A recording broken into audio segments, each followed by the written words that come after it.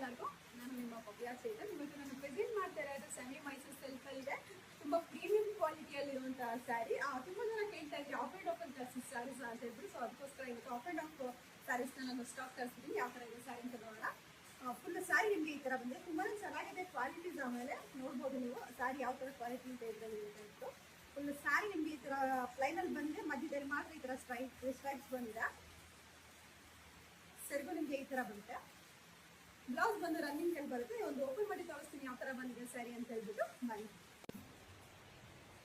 ನೋಡ್ತಾ ಇರ್ಬೋದು. ಇದ್ರ ಬ್ಲೌಸ್ ಬಂದು ಈ ಥರ ಬಂದಿದೆ. ರನ್ನಿಂಗ್ ಅಲ್ಲಿ ಬ್ಲೌಸ್ ಬಂದಿದೆ. ಸ್ಯಾರಿ ಫುಲ್ ನಿಮಗೆ ಈ ಥರ ಬರುತ್ತೆ. ಮತ್ತೆ ಸರಿಗೂ ಈ ಥರ ಬಂದಿದೆ.